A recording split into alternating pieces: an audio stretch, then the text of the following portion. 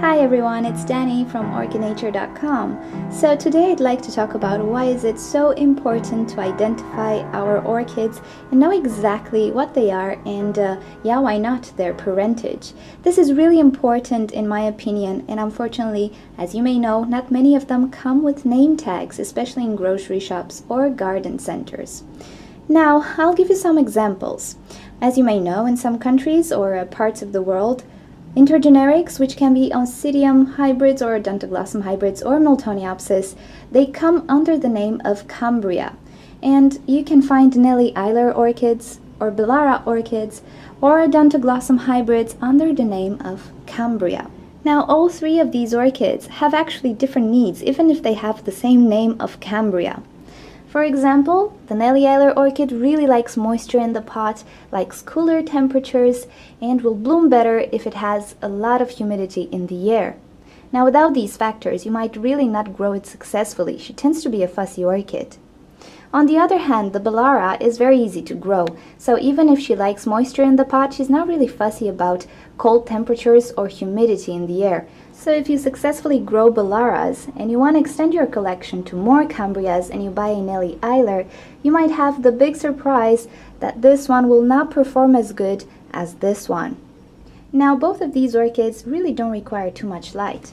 But when we talk about Odontoglossum or Oncidium hybrids, they do require super bright light to flourish. Odontoglossums maybe not so much as Oncidiums, but definitely more than a Nellie Eiler orchid or a Bellara.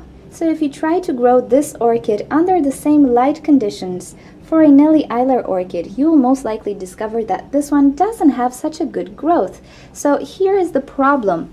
Not all Cambrias should have the same care. So I don't think it's a very good idea to just stick to the name that you see in the store. I think you should always try to identify your orchid so that you know how to properly care for it in order to get the best health and of course the best blooms. Now things can even get worse than this, and I'll show you an example with a Phalaenopsis.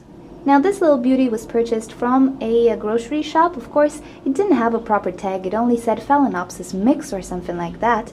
And I had the ugly surprise this year to have a massive bud blast on her.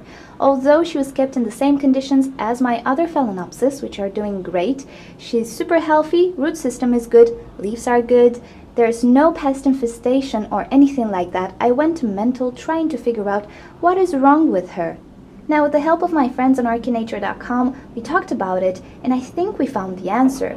This little girl might be a hybrid of an orchid that doesn't really do so well in low temperature conditions. Now, I had about 17 degrees at night in my balcony, and for most Phalaenopsis that's okay and that's fine. But for this one, it caused a massive bud blast. So imagine waiting 1 year for this Phalaenopsis to bloom and then seeing 40 buds forming and then watching them all die.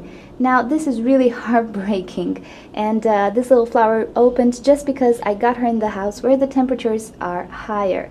Now I think this orchid can be a hybrid of a Equestris Phalaenopsis, which really doesn't do so great in temperatures lower than 19 degrees. She's a worm grower. Now I think this is the main cause for my bud blast. So knowing exactly the name of the orchid can actually help you trace her parentage and see what orchids actually created this beautiful hybrid, so you know how to treat it better. Because I'm telling you, I am heartbroken. I had 40 something buds on this orchid, and I will be lucky if I only have one flower left after all the buds are gone.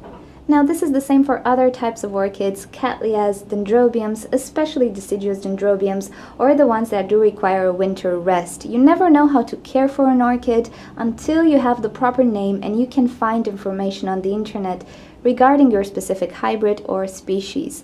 So this is why I think it's really important to have a proper name tag on your orchids, and I really hope somebody from a nursery watches this and starts to educate people on the proper names and looking for information on their orchids, because more and more people want to buy orchids to keep them and to make them flourish, not to just have it in flower and then just throw it away. So thank you for watching this video. Hope you found it useful, and I hope you can identify your orchids. I am trying to make identifying videos for you guys. Also on OrchidNature.com I do have some care sheets, and there will be more as much as I can gather, as much information as I can find, I will share it with you guys. So feel free to check out the website and get in touch with us and talk to us, and you'll find a lot of good stuff there.